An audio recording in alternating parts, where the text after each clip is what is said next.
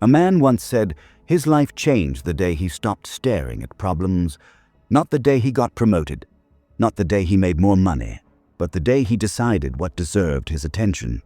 For years, he worked inside a fast-growing company. Smart, capable, reliable. Whenever something went wrong, he was the first to point it out. He could identify risks instantly. He noticed flaws before anyone else. He believed that made him valuable. But promotion after promotion went to someone else. One afternoon, after another missed opportunity, his director told him something simple. "You're excellent at identifying problems, but leadership requires someone who can move people toward solutions." That sentence forced him to see himself clearly for the first time. He wasn't being overlooked because he lacked skill.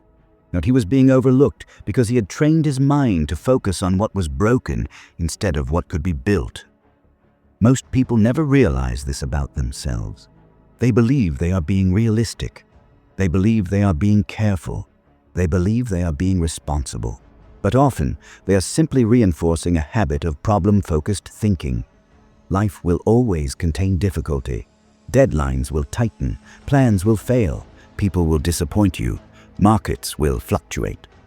The presence of problems is not the deciding factor in your success. Your focus is. Two people can experience the exact same setback. One sees confirmation that life is unfair. The other sees a situation to be handled. One replays the mistake in their mind. The other asks what the next move is. One freezes. The other adjusts. The difference is not luck. It is not intelligence. It is not personality. It is training.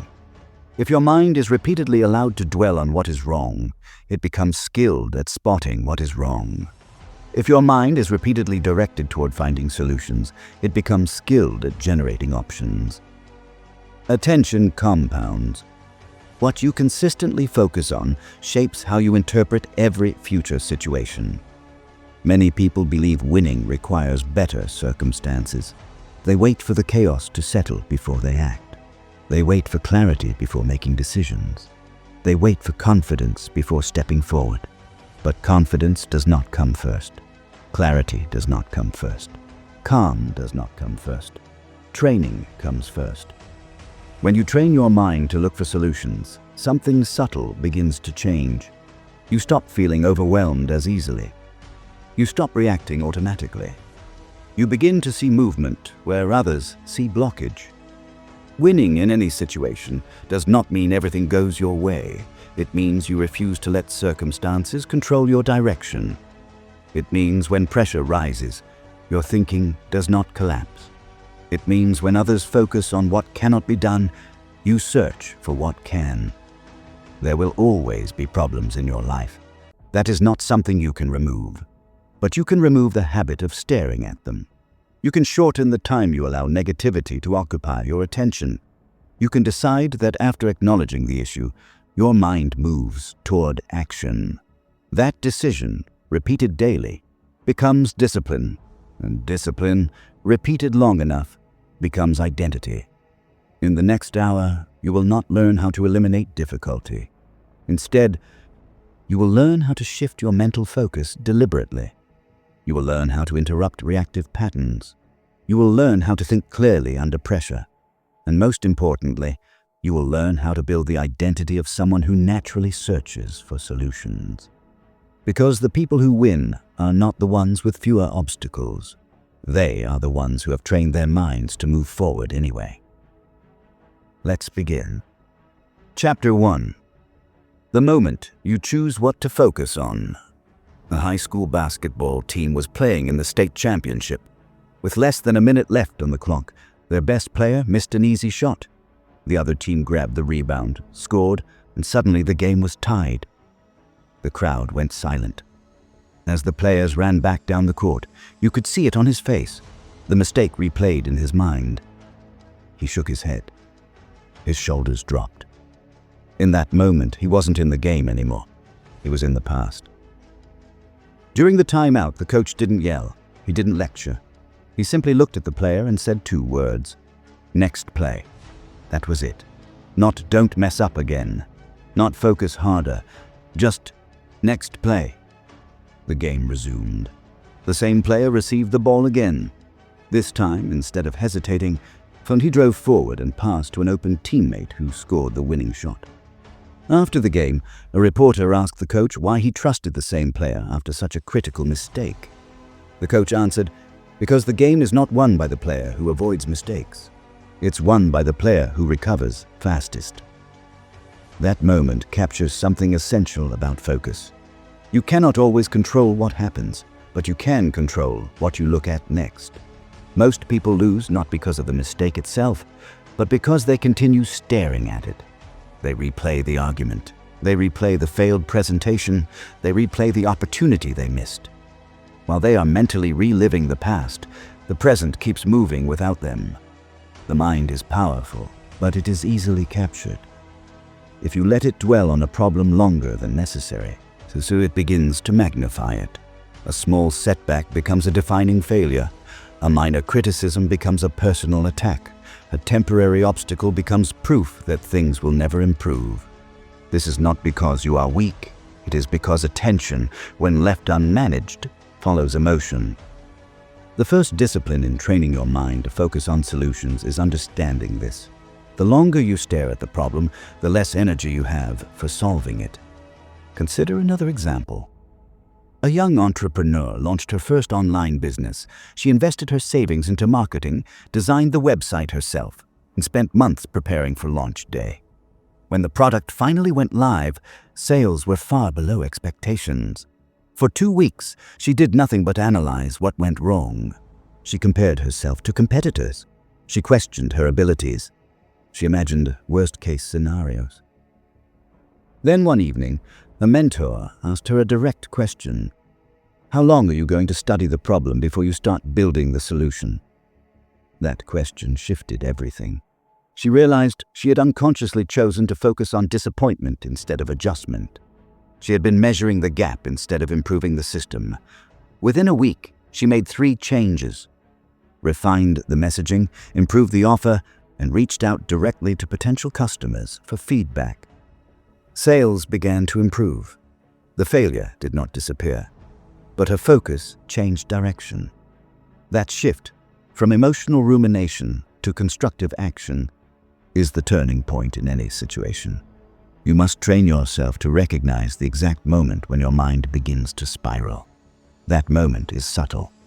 It sounds like, "I can't believe this happened. This always happens to me. Why does this never work out?" These thoughts feel natural. They feel justified, but they do not move you forward. The key is not to deny the problem. The key is to shorten the time you allow it to dominate your attention. High performers do something different. They acknowledge the mistake quickly. They extract what matters. Then they redirect. They ask, "What's the next move?" This question is powerful because it pulls your attention forward. It shifts your brain from analysis of the past to action in the present. Notice something important. This is not blind optimism. It is strategic focus. You're not pretending the missed shot didn't happen. You're choosing not to build a home inside it. The faster you can transition from "what went wrong" to "what do I do now," the more control you regain. This is where many people misunderstand resilience. They think resilience means feeling no disappointment. In reality, resilience means feeling the disappointment and then deciding it will not control your next decision. There is a discipline in that pause. When something goes wrong today, and something will, observe how quickly your mind wants to replay it. Notice how easily your attention drifts backward. That is the moment of training. Instead of replaying, say internally, "Next move." Instead of analyzing endlessly, choose one constructive action, however small. Send the follow-up email. Make the call. Revise the plan. Ask for feedback. Action restores momentum. Momentum restores confidence. Winning in any situation is not about avoiding difficulty. It is about refusing to let difficulty freeze your attention. The basketball player who won the game did not suddenly become more talented in that final minute. He simply stopped looking at the missed shot and started looking at the opportunity still in front of him. The entrepreneur did not eliminate failure. She redirected her focus toward improvement. In both cases, the external situation remained imperfect. What changed was the internal direction of attention. Your mind will always try to protect you from pain by replaying it. But protection is not progress. If you want to train your mind to focus on solutions, you must practice this discipline daily. Acknowledge quickly, extract the lesson, redirect immediately. Do not allow problems to become your identity. Do not let a single moment define your narrative. The game is not decided by who never makes mistakes. It is decided by who chooses what to focus on next.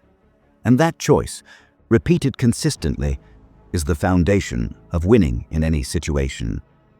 Chapter 2. Calm's the first advantage. Several years ago, a commercial pilot was flying a routine route across the country when one of the engines failed mid-air. Passengers felt the vibration immediately. A few gasped. Someone began to cry. In the cabin, tension spread within seconds. Inside the cockpit, warning lights flashed. The co-pilot later admitted that his first instinct was panic. His heart rate spiked. His mind jumped to worst-case scenarios. But the captain did something different. He slowed down. Not physically. The aircraft was still moving at hundreds of miles per hour. But mentally, his voice remained steady, his breathing even. He began reading through the emergency checklist line by line. No rushing, no emotional reaction, just procedure. They landed safely. In the debrief, someone asked the captain how he managed to stay so calm. He answered simply, "Panic solves nothing. Procedure solves problems." That distinction is critical. When something goes wrong, your first battle is not with the problem. It is with your emotional reaction. If you lose that battle, your thinking narrows, your perception distorts, you exaggerate risk and overlook options. Your mind becomes noisy. Calm is not passive. Calm is strategic. Many people believe calmness is a personality trait. It is not. It is trained regulation. Under stress, your body releases adrenaline and cortisol. Your heart rate increases. Your breathing becomes shallow. Your muscles tense. This reaction is useful in physical danger, but destructive in complex decision-making. You cannot think clearly while your body believes it is under attack. So this is why solution-focused thinking always begins with emotional control. Consider a more everyday example. Two colleagues receive critical feedback from their manager. The first feels embarrassed and defensive. He spends the rest of the day replaying the conversation in his head. He mentally argues with his manager. He tells himself he is undervalued. By the end of the week, he is disengaged. The second also feels uncomfortable. But instead of spiraling, she pauses. She writes down the feedback objectively. She asks one clarifying question. Then she adjusts her approach. Both experience the same event. One focused on the emotional sting, the other focused on improvement. The difference was not toughness, it was regulation. Here is a truth most people overlook. You cannot solve a problem while emotionally fused with it. A distance creates clarity. When something triggers you today, and it will, practice this sequence. Pause. Breathe slowly for several seconds. Name the emotion precisely. I feel frustrated. I feel embarrassed. I feel anxious. Labeling emotion reduces its intensity. It shifts activity from the reactive part of the brain to the rationale part. This is not motivational language. It is neurological reality. The goal is not to suppress emotion. It is to prevent emotion from hijacking direction. After naming the emotion, ask yourself, what decision would I make if I were calm? This question separates you from the storm. High-level performers rehearse this separation before crisis ever arrives. Athletes visualize pressure. Executives simulate worst-case scenarios. Military units drill repeatedly under stress. Why? Because under pressure, you do not rise to the occasion. You fall to the level of your training. If you have never practiced calming your nervous system deliberately, you will default to reaction. If you have practiced it daily, calm becomes accessible. There is a misconception that speed equals strength. In reality, controlled thinking outperforms rushed thinking in almost every meaningful situation. The captain of that aircraft did not ignore the emergency. He acknowledged it fully, but he refused to let urgency become chaos. You must develop the same discipline. When a problem appears, your mind will want to accelerate. It will want immediate resolution. It will want certainty. Instead, slow your internal pace. Solutions are rarely visible in panic. Calm does not eliminate difficulty. It allows you to see through it. And this chapter is not about eliminating emotion. It is about mastering its timing. Feel the reaction, but do not let it decide. Slow your breathing. Lower your voice. Relax your shoulders. Create space between stimulus and response. In that space, you regain power. Winning in any situation does not require you to be fearless.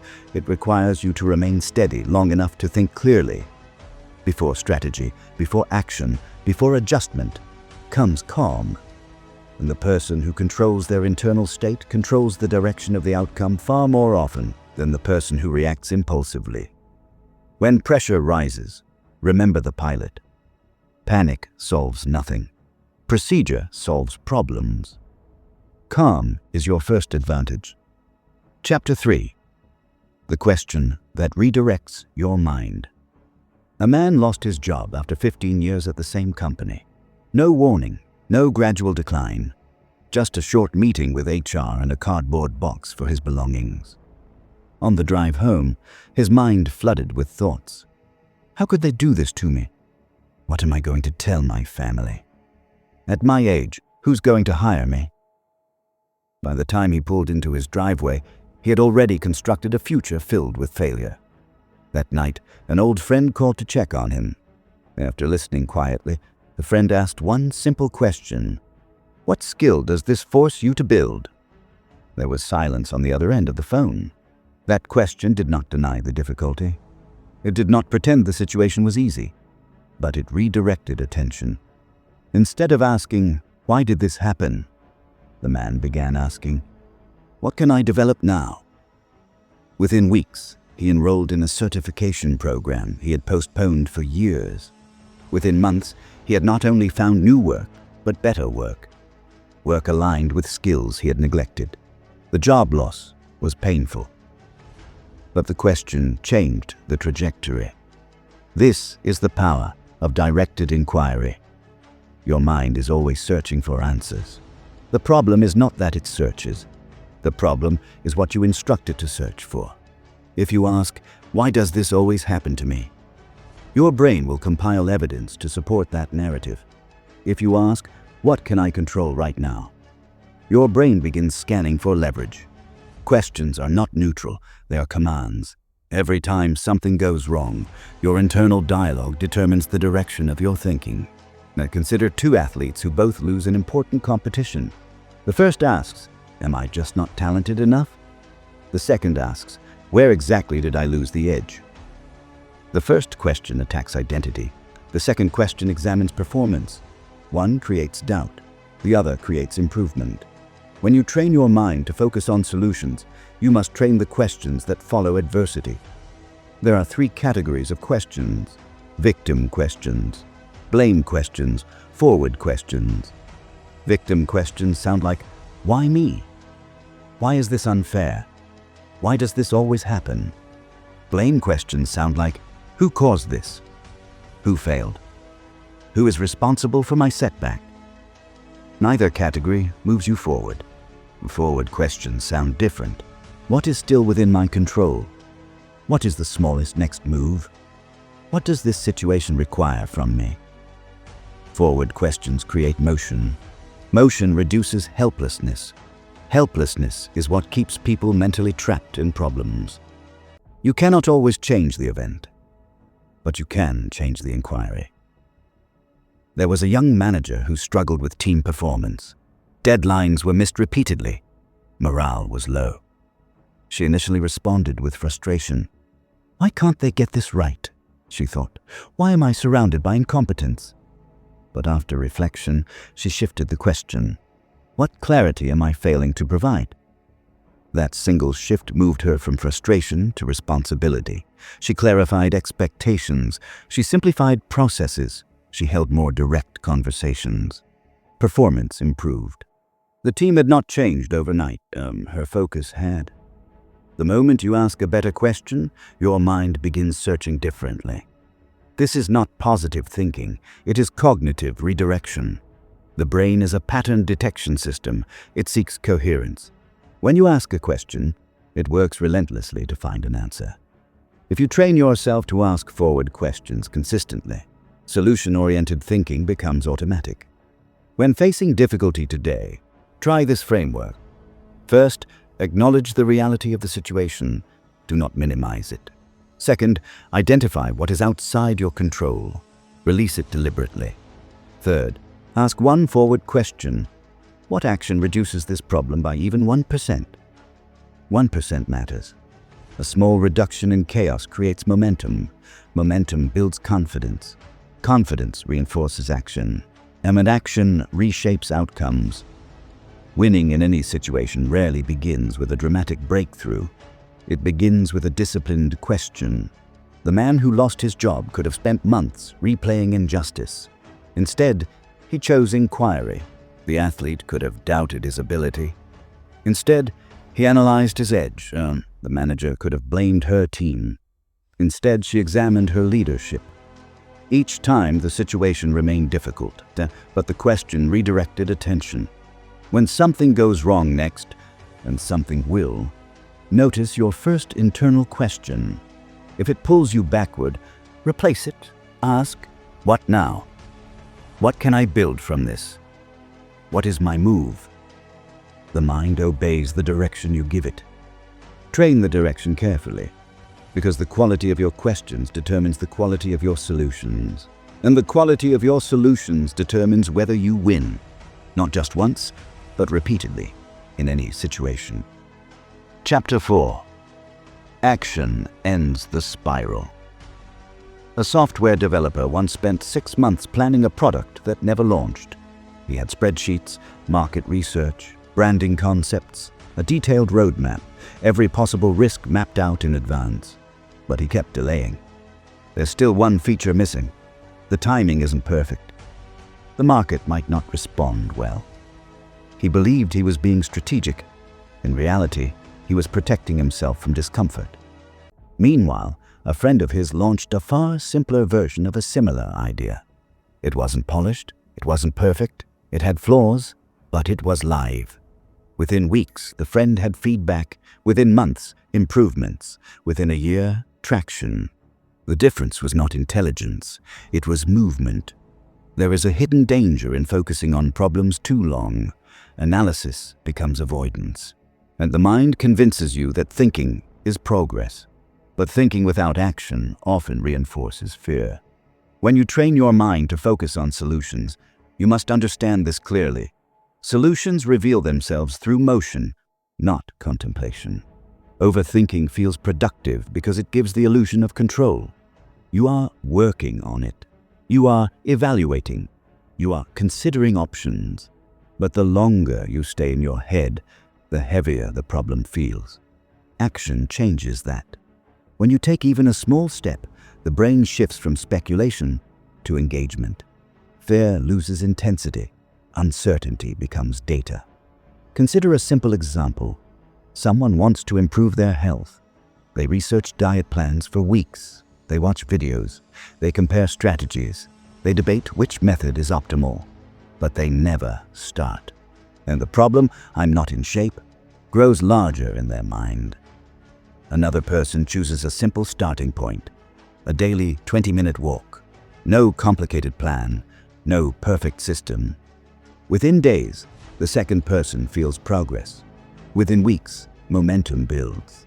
The first person has knowledge. The second person has movement. Which one will win in the long term? When facing a problem, ask yourself, what is the smallest constructive action I can take right now? Not the perfect action, not the complete solution, just the next step. Small action interrupts the spiral of doubt. There was a young writer who dreamed of publishing a book. For years, she talked about it. She outlined chapters repeatedly. She imagined how critics might respond, but every time she sat down to write, she felt overwhelmed. One day, and she made a rule for herself: write 200 words a day, no matter how imperfect.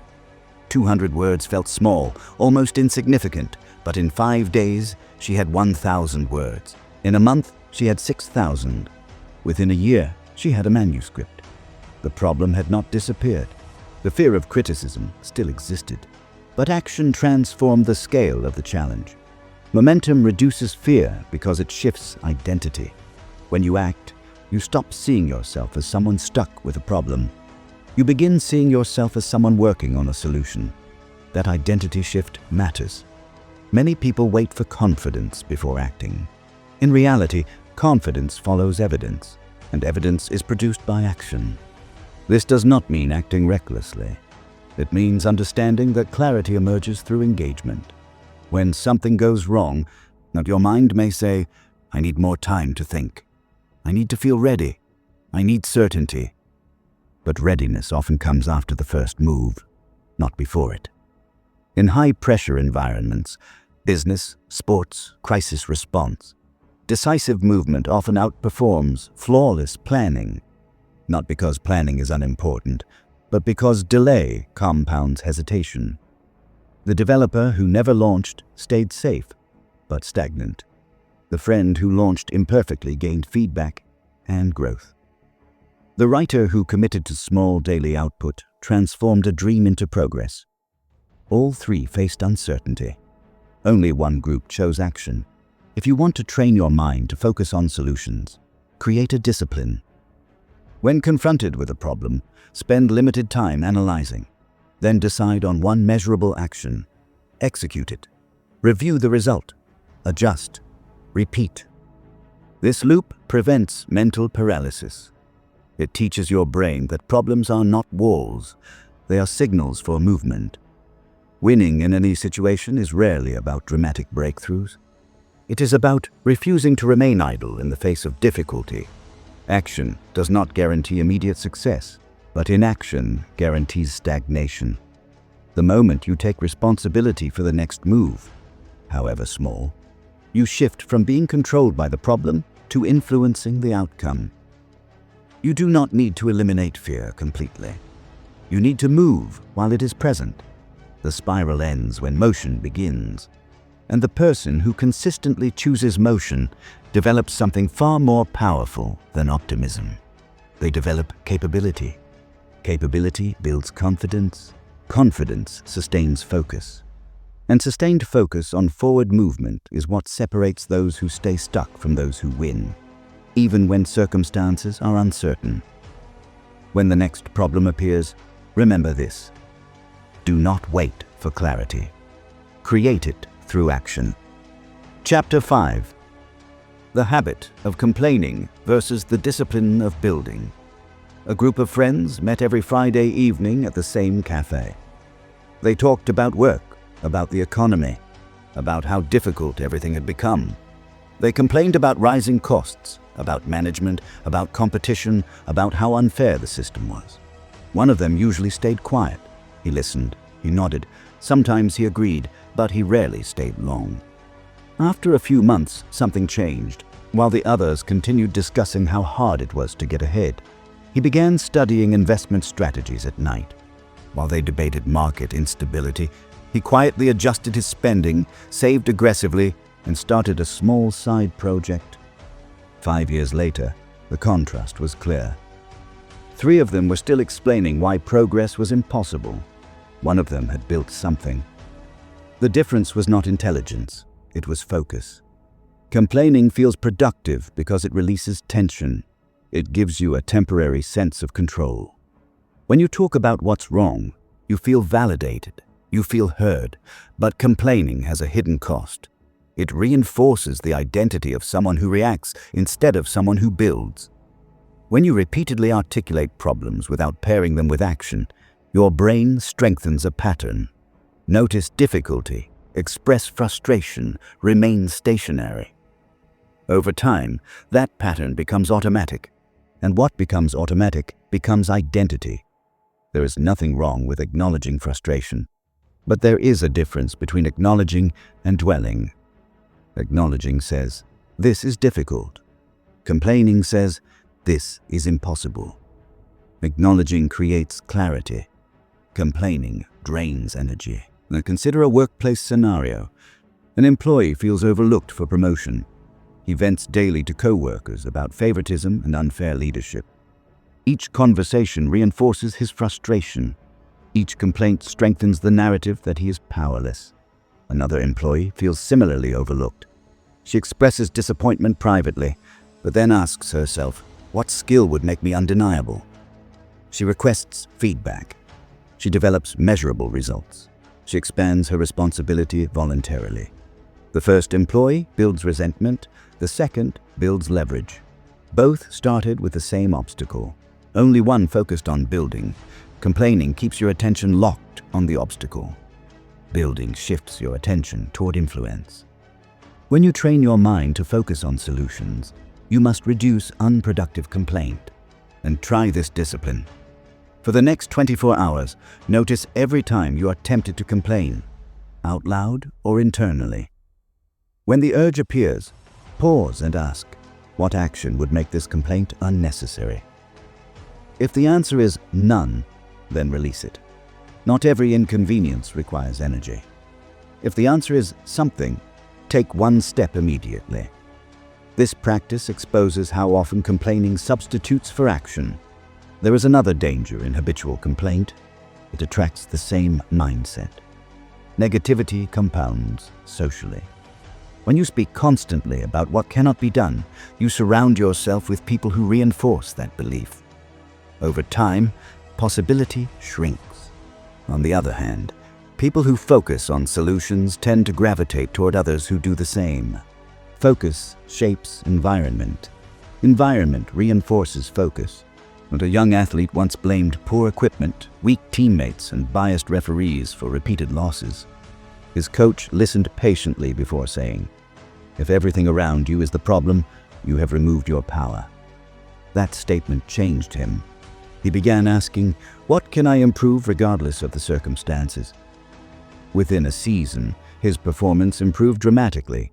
The referees had not changed. The equipment had not changed. His teammates were the same. His focus was not. This is not about denying real challenges. It is about protecting your mental energy. Energy is finite. Every minute spent rehearsing frustration is a minute not spent refining skill. Every complaint strengthens the neural pathway of helplessness. Every constructive action strengthens the pathway of capability. Winning in any situation requires more than optimism, so it requires disciplined attention. The disciplined mind asks, "Does this thought move me forward?" If the answer is no, it redirects. If you find yourself in a conversation that revolves entirely around problems without movement, introduce a solution-oriented question. What could we try? What is within our control? What is one adjustment we haven't considered? If no one responds constructively, step away. Guard your focus. The friends at the cafe all faced the same economic conditions. Only one built quietly while the others debated loudly. When you reduce complaint and increase constructive action, something subtle shifts inside you. You begin to see yourself as someone who builds. And once you see yourself that way, your mind starts searching for opportunities to act, not excuses to explain. Problems will not disappear, but your relationship with them will change. Instead of rehearsing them, you will respond to them. Instead of identifying with them, you will outgrow them. Complaining feels relieving, building feels demanding, but only one leads to winning.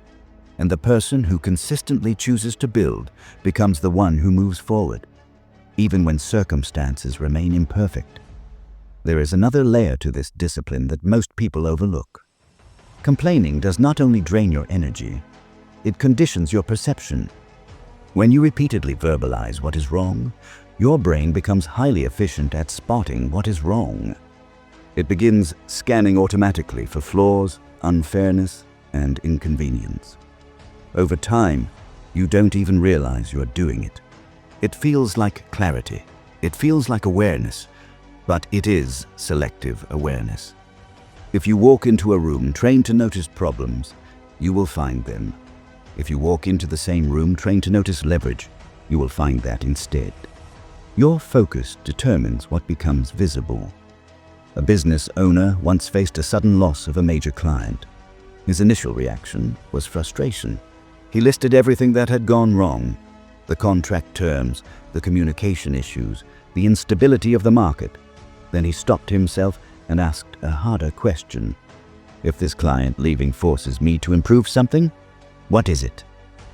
That question shifted his thinking from loss to refinement, because he realized he had relied too heavily on a single revenue stream. He diversified, he improved systems, he strengthened outreach. A year later, his company was more stable than before. The loss had not been convenient, but the discipline of building instead of complaining transformed it. Every time you resist the urge to rehearse frustration and instead search for constructive movement, you strengthen a mental muscle. That muscle is responsibility, and responsibility, not circumstance, is what ultimately places you in a position to win. Choose carefully what you reinforce, because what you reinforce becomes who you are. Chapter 6. Pressure Reveals. Your mental training. 2 firefighters entered the same burning building. Smoke filled the hallway. Visibility was low. Heat pressed against their gear. The situation was chaotic, unpredictable, and dangerous. One firefighter froze for a moment. His breathing became rapid. His thoughts scattered. He focused on the noise, the flames, the risk. The other moved methodically. He checked corners. He followed protocol. He communicated clearly. His breathing remained controlled. Later, when asked what made the difference, the captain said something simple.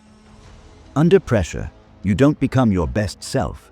You become your trained self. This principle applies far beyond emergencies. Pressure does not create weakness. It exposes preparation.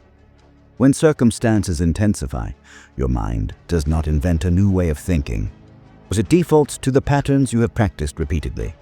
If you have practiced panic, you will panic. If you have practiced blame, you will blame.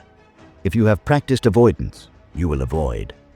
But if you have practiced structured thinking, calm breathing, and solution-oriented focus, those patterns will surface automatically. Many people believe they will rise to the occasion when it matters most. In reality, they fall to the level of their habits. Consider an executive preparing for a critical presentation to investors. The stakes are high. Funding depends on clarity and confidence. One executive spends the week worrying about possible rejection. He imagines difficult questions. He rehearses potential embarrassment. By the time he stands in front of the room, his mind is racing. His speech is rushed. His responses are reactive. And another executive also anticipates pressure. But instead of rehearsing fear, she rehearses structure. She practices staying composed under simulated questioning. She visualizes pauses before responding. She trains herself to slow down when challenged. The difference during the actual presentation is noticeable. One reacts, the other responds. Pressure did not change their intelligence. It revealed their training. If you want to win in any situation, you must stop treating calm focus as something you will magically access during crisis. You must rehearse it before the crisis arrives. This can be done deliberately. First, introduce controlled discomfort into your life. Choose small situations where pressure is present but manageable. Public speaking in small groups, difficult conversations you have postponed, timed decision-making exercises. Each of these situations provides a training ground. Second, practice structured response. When something unexpected happens, resist the urge to react immediately. Instead, build a micro-sequence. Pause, observe, decide, act. This 4-step rhythm creates internal order during external chaos. Third, simulate worst-case scenarios mentally, calmly. Ask yourself, if this project fails, what would I do next? If this deal collapses, what options remain? If I receive criticism, How will I respond? This type of rehearsal builds familiarity, and familiarity reduces shock. The firefighter did not remain calm because he lacked fear. He remained effective because he had faced similar stress in training repeatedly. Your brain interprets unfamiliar stress as danger, but it interprets familiar stress as manageable. The more you expose yourself to controlled difficulty, the more resilient your thinking becomes. There is another aspect of pressure that most people misunderstand. Pressure magnifies focus. If you are trained to see obstacles, pressure will make obstacles appear larger. If you're trained to search for solutions, pressure will intensify that search. This is why two people can experience the same crisis and emerge differently. During economic downturns, some individuals freeze spending entirely, convinced collapse is inevitable. Others carefully analyze opportunities created by instability. Both see risk. Only one searches for leverage. Winning under pressure does not mean eliminating risk. It means maintaining clarity long enough to act intelligently. And a young athlete once missed 2 crucial free throws in a playoff game. The arena was loud, the pressure was visible. When he returned to the bench, his coach leaned in and said quietly, "Breathe. Same form, same focus." The message was not about perfection. It was about returning to training. On the next possession, he stepped to the line again. Same routine, same breathing pattern, same mental cue. This time he scored. Pressure tests consistency. If your focus changes dramatically when stakes increase, your training is incomplete. If your process remains steady regardless of environment, you're difficult to destabilize. That is the goal. You do not need to eliminate pressure from your life. In fact, that would weaken you. You need to build internal systems that function despite it. Each time you face a stressful situation, treat it as a rehearsal. Ask yourself afterward, where did my thinking narrow? Where did emotion override structure? What adjustment will I practice next time? This reflection converts experience into improvement. Over time, you begin to notice something subtle.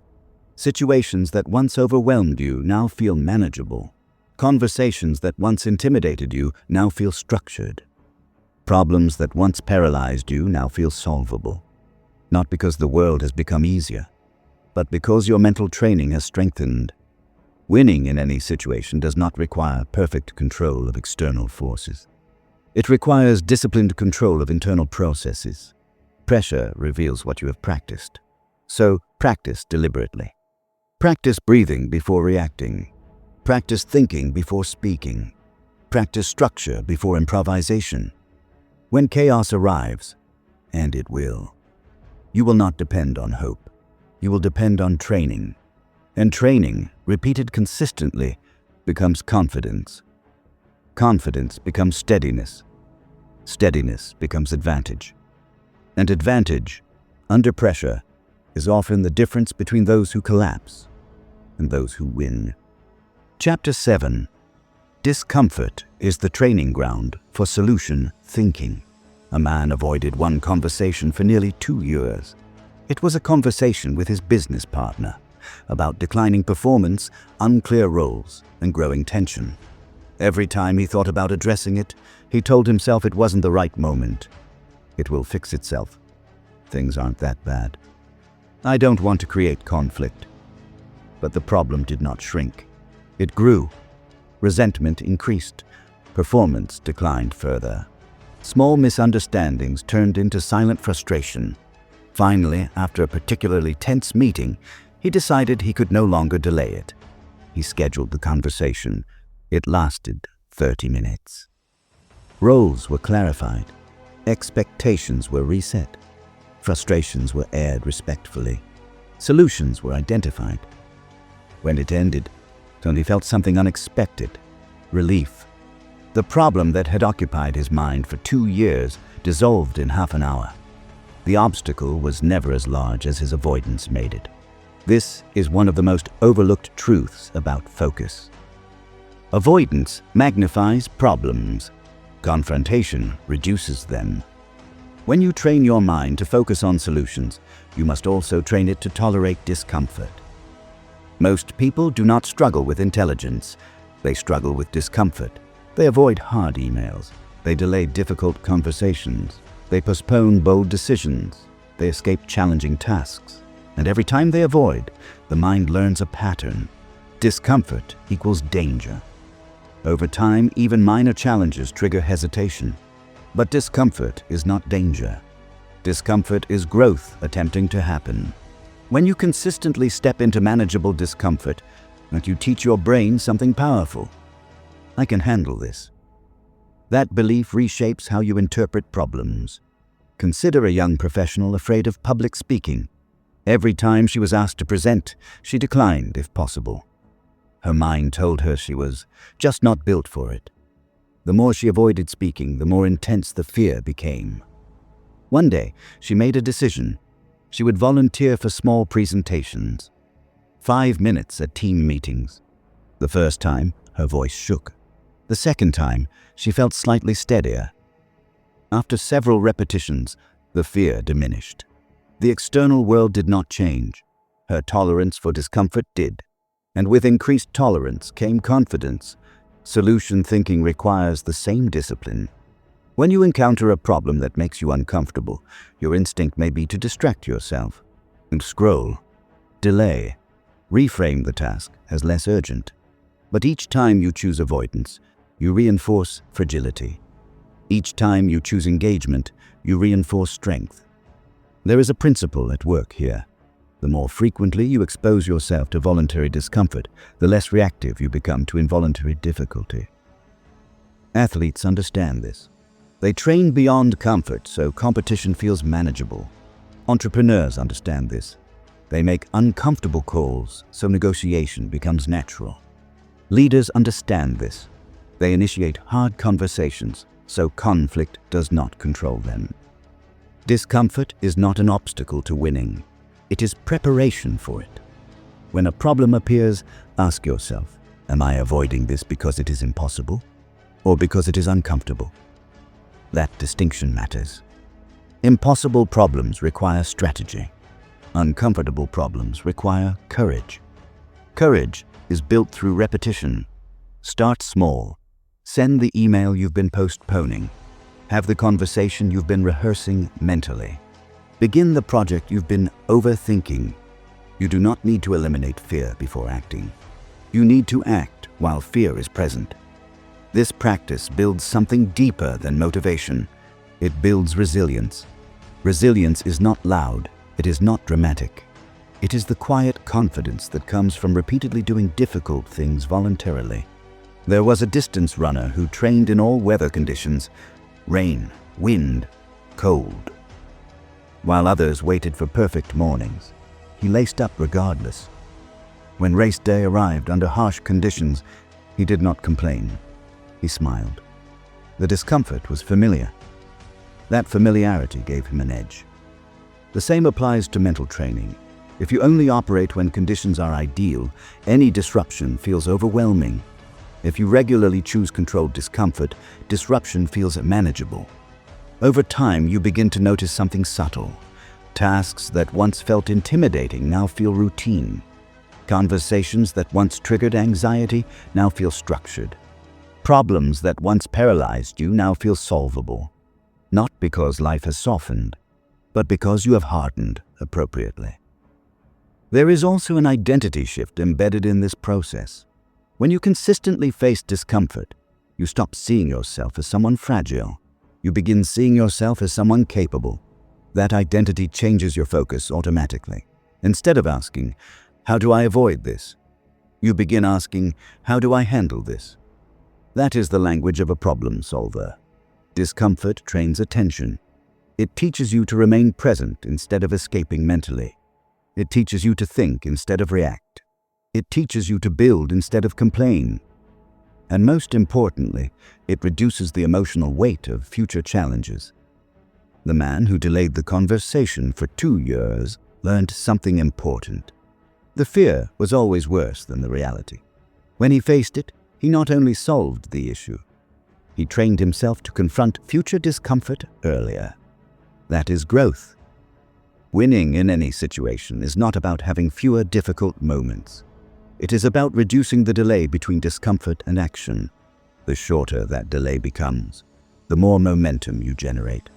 And momentum, once established, changes everything. So when you encounter the next uncomfortable problem, do not interpret it as a signal to retreat. Interpret it as a training opportunity. Step toward it deliberately. Because every time you choose engagement over avoidance, you strengthen the mindset that allows you to focus on solutions, even when circumstances are challenging. Discomfort is not the enemy.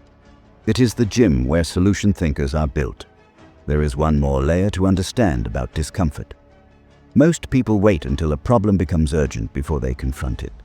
By that time, emotions are heightened, options are fewer, and pressure is greater. Avoidance does not remove the difficulty. It compounds it. Think of a small crack in a wall. If addressed early, it takes minutes to repair. Ignored for years, it becomes structural damage.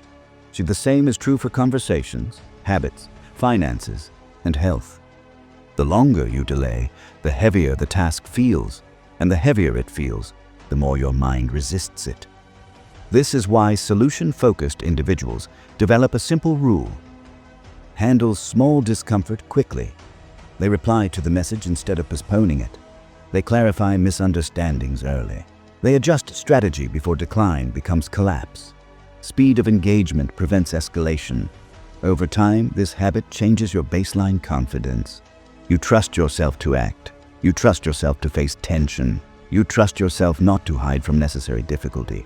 And that trust becomes one of your greatest internal advantages. Because when you know you will face what is uncomfortable, problems lose much of their power over you. Chapter 8. Become the person who solves. In one company, there were 2 employees with similar experience, similar education, and similar roles. When a problem appeared, a delayed shipment, a dissatisfied client, a system failure, the first employee would say, "That's not my responsibility." "Who caused this? This is going to be a mess." The second employee would say something different. "Let me look into it. I'll figure out what's happening. Give me a moment." Over time, something predictable happened. The first employee remained where he was, reliable but reactive. The second employee was given more responsibility, then more authority, then leadership. Not because he was flawless, but because he had developed a reputation. He was the one who solved. This chapter is not about techniques. It is about identity. Up to this point, you've learned how to redirect attention, regulate emotion, ask better questions, take action, reduce complaint, handle pressure, and tolerate discomfort. But none of these practices last unless they become part of who you are. Temporary effort fades, identity persists. If you see yourself as someone who tries to stay positive, your behavior will fluctuate. Some days you will succeed, some days you will revert. But if you see yourself as someone who solves, your brain will automatically search for alignment with that identity. Identity shapes perception. A person who identifies as a victim scans for injustice. A person who identifies as a competitor scans for advantage.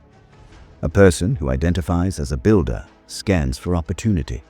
Which identity are you reinforcing daily? There was a young engineer who once told his mentor, "And I just want things to be less chaotic." The mentor responded, "Chaos is normal. The question is whether you want to be someone who survives chaos or someone who stabilizes it." That question stayed with him. He began approaching every problem differently. Instead of asking how to avoid involvement, he asked how to create clarity. He documented processes. He clarified communication. He anticipated breakdowns. Within a few years, he was leading teams, not because chaos disappeared, but because he became the person who moved toward it instead of away from it. Becoming a problem solver is a decision repeated daily. It sounds like this internally. This is mine to handle. I may not control everything, but I control my response. If there is a solution, I will search for it. Notice the shift. You're no longer asking, "Why is this happening?" You're declaring, "I will engage." That declaration changes how you show up in conversations. It changes how you react to setbacks. It changes how others perceive you. People trust individuals who move toward difficulty. They promote them. They rely on them. They follow them. There is also a psychological transformation that happens when you adopt this identity. Your fear decreases. Not because life becomes easy, but because you stop interpreting problems as threats to your worth. A mistake becomes data. A setback becomes strategy refinement. A delay becomes an adjustment window. When you see yourself as someone who solves, you stop dramatizing temporary difficulty. You begin asking practical questions automatically. What is the next step? What resources do I have? Who can I consult? What can be simplified? These questions are not forced. They become natural. This is why identity is the final layer of training. Techniques require discipline. Identity creates momentum. To build this identity deliberately, create evidence. At the end of each day, write down one problem you addressed. No matter how small. It could be a difficult conversation handled, an email clarified, a plan adjusted, a mistake corrected. Review that list weekly. You will begin to see a pattern. You are someone who engages. The brain believes repeated evidence. If you consistently act like a solver, you will believe you are one. And once you believe you are one, your focus aligns automatically. Since winning in any situation does not mean dominating every outcome. It means remaining engaged, regardless of the outcome. It means refusing to retreat into blame or avoidance. It means trusting that if a solution exists, you are capable of finding or creating it. The employee who stepped forward did not have superior circumstances. He had superior identity. He saw himself as responsible for progress, and that identity reshaped his behavior, which reshaped his results. You can make the same decision. From this point forward, when a problem appears, do not ask whether it is convenient. Ask whether you are the type of person who handles it. Become the stabilizer. Become the builder. Become the one who says, "I'll figure it out." Because once that identity is installed, your mind no longer needs constant correction. It defaults to solutions. And when your default becomes solution-focused, winning is no longer accidental. It becomes consistent. You do not simply solve problems. You become someone who does, and that is how you win in any situation. There is one final shift that completes this identity. Most people separate their self-image from their behavior. They say, "I want to be more decisive," or "I want to handle problems better," as if those qualities exist outside of them. But identity is not declared once. It is reinforced through micro-decisions. Every time a problem appears and you choose engagement instead of avoidance, you cast a vote for the type of person you're becoming. Every time you stay calm instead of escalating emotionally, you reinforce stability. Every time you ask a forward-moving question instead of blaming, you reinforce leadership. Over time, these votes accumulate, and the accumulation becomes character. Character is not built during dramatic turning points. It is built in small, repeated responses to ordinary challenges. This means you do not need extraordinary situations to develop a solution-focused identity. You need consistency in everyday friction. When traffic delays you, do you spiral or adapt? When plans change, do you complain or adjust? When someone criticizes you, do you defend or evaluate? These moments seem minor, but they are training.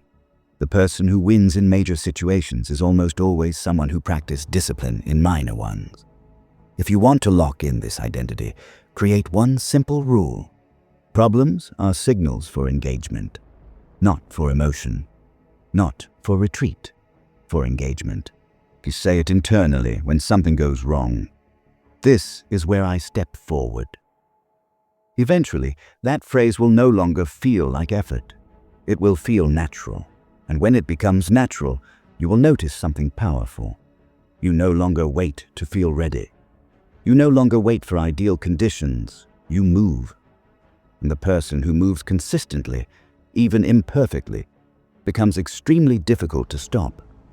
That is the quiet strength of someone who has trained their mind to focus on solutions. That is the identity that wins. Throughout this audiobook, we have not tried to remove problems from your life. That would be unrealistic.